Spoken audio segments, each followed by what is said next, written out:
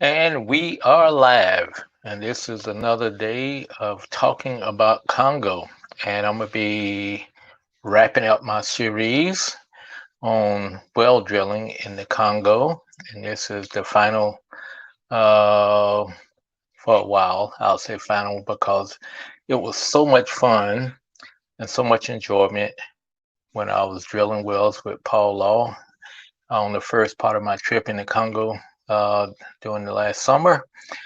But so this is the final episode in this series, and so there'll probably be other portions that I talk about it, but we're going to talk about the completion.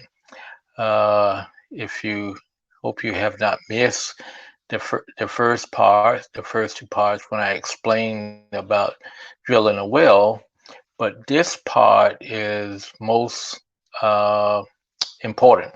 This is what we do to the well in Paul instance of uh, of his design and everything, and this what makes it unique, and what I think is going to make it sustainable and everything. So we're going to go ahead and get started. I've did a little something different than I did yesterday. Today I actually prepared a video that runs a little over 4 minutes, but I'm going to be talking over the video so that you'll be able to see uh, and and also I'll be able to explain everything that's on the video.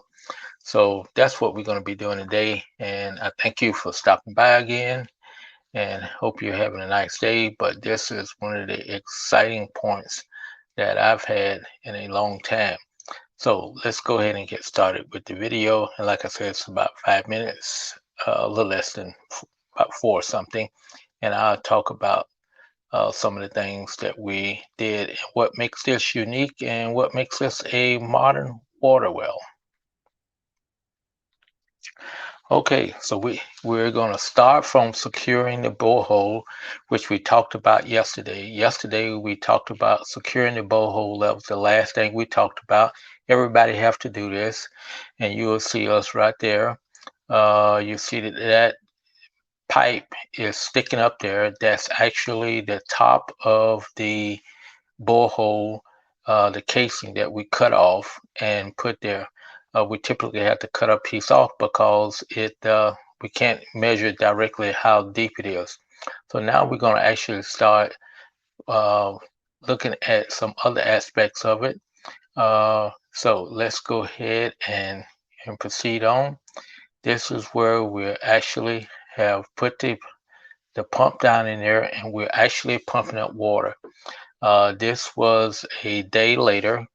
We did the previous on the 14th, and this is June 15th. And so we were back out that afternoon. We gave them time to start preparing everything, and so the pump is pumping water, and I was so excited about it. And so what I'm looking at now is it was a not a cloudy day, but there were some clouds in the sky, and I wanted to show you that even when the sun is being blocked out by a cloud, the water is still pumping. It may not be pumping as fast, but it is still pumping. So that's one of the things that we talked about, is that if you put enough solar panels on there, that there's always enough sunlight to generate electricity to power the solar pump. So as you see, the sun is being directly blocked, but you can still see water coming out, and the kids are getting water. And this is just temporary. And we did not have the panels mounted on top of the structure yet because we were still building that. Here's the guys. They're actually going to mount the the piece that will actually hold the platform that will actually hold the solar panels. They measured all this out on the ground, nail it together, and now they're going to lift this up back on top of the structure so that uh, then once that's less work. So they've done a lot of it down on the ground where it's easier to do, and so now this kind of strenuous part of actually lifting that platform back up on top of the structure, and then they will nail it and put it in place, level it off.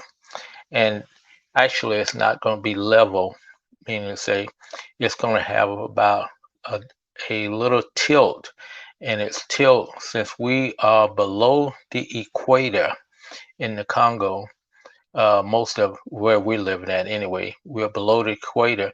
So we want it to be pointing a little bit towards the north, which would be towards the equator and towards where the sun traverses the equator. Not much, but it's going to be tilted that direction.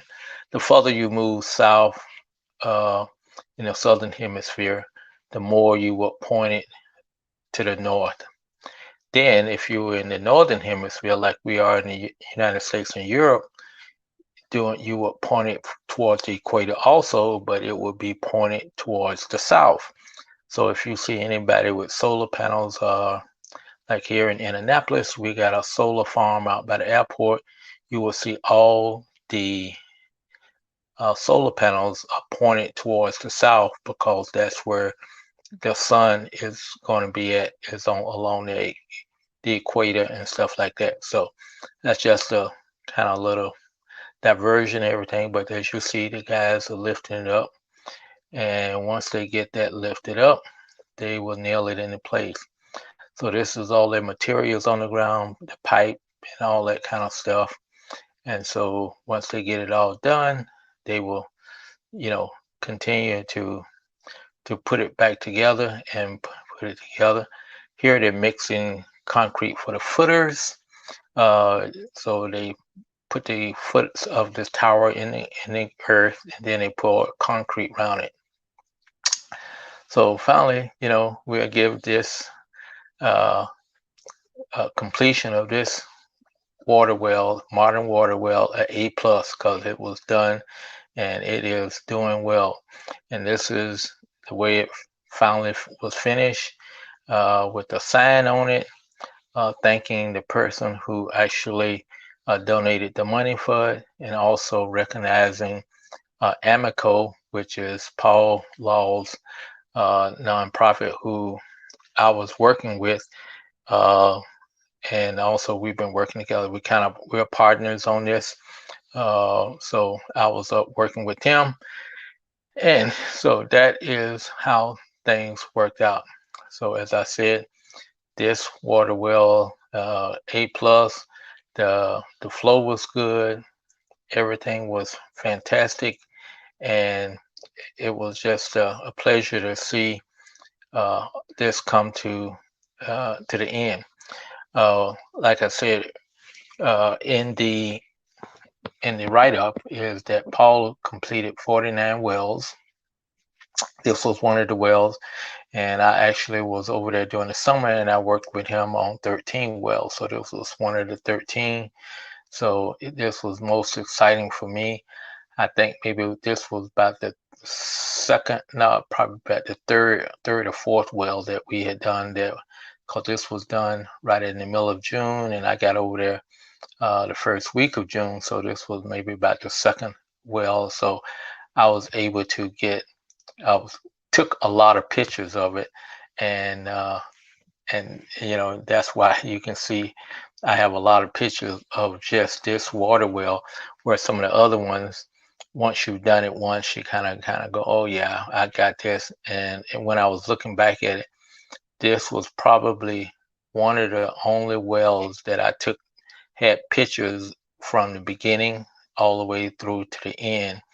And so this was luckily that I was able to find this and to see every phase of it from beginning to end. Probably the only thing I did not see was when we actually backed the truck in, set it up, and those little things, like where we actually went out and marked on the ground, here's where we want to put it at, and here's the guy says, okay, we're going to back the truck in this way, and actually them digging the pits and stuff like that. But for the most part, this is a complete job being done, and it was really exciting. And I thank Paul for allowing me to come up and work with them, and I'm be happy to go back and continue working with him because I learned a lot, and we were able to talk about different things and come up with different strategies. And as you saw on this well, it only took us about 2 days to get done. We drilled that morning uh, and finished up early that afternoon by putting in the start putting in the footer and standing it up. And then the next day we built the tower and completed it.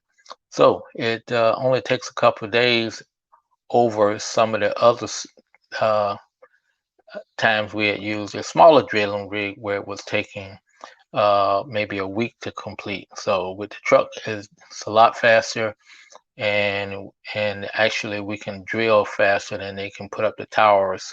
So that's some of the things that we're going to have to work out is how we're going to speed the process of getting the solar panels, the tank, and all that stuff up because we can drill a lot faster and outrun the crew putting up the tower. So we'll have to come up with some way to speed that up, and then if we can speed it up to get everything done, we can continue to rock and roll. See, I have uh, from my friend Sabina. Sabina says I should write a book all about this. Okay, as you say. Yeah, this is something I'm gonna have to write a book someday. I'm not sure it's gonna be on drilling, but maybe the stories behind the drilling and thing. So thank you. Sister Sabina has written a number of books, and so she's giving me the bug to write books. But thank you so much for those comments there. So that is wraps it up, and tomorrow we'll probably haven't come up with a subject as to what we'll be doing, talking about tomorrow, but we may take you into Kinshasa, and when I spent some time in Kinshasa, maybe something else, but we won't talk about water wells for a little while. We'll let that settle in, and then we'll come back and do some follow-up things on some specific areas of it. So thank you all for stopping by. Thank you all for your comments and your likes, and we'll really appreciate it. And please take a look at this. And it was something else. I think as a final, I will run the video one last time through and kind of look at it again and point out some of those things I maybe didn't say the first time.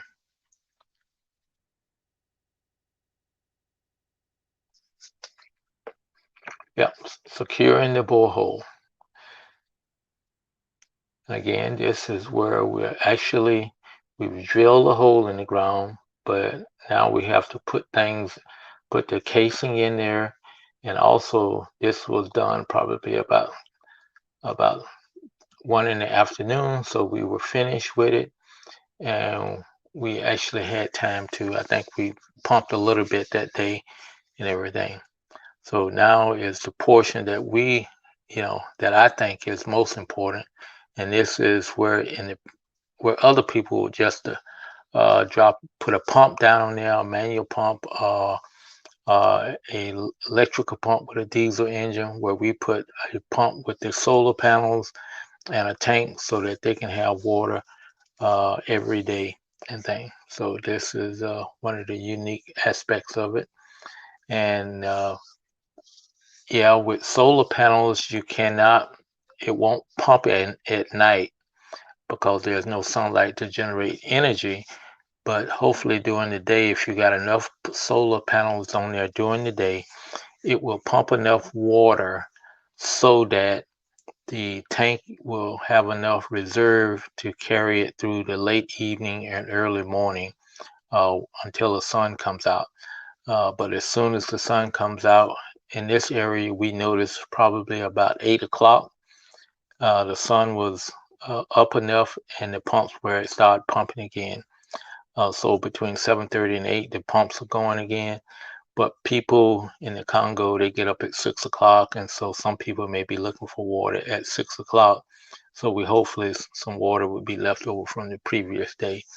But that's the only disadvantage of having solar panels is that, but it's a slight disadvantage when you think you have to have a generator to run with diesel in order to pump water. So it's a small price to pay.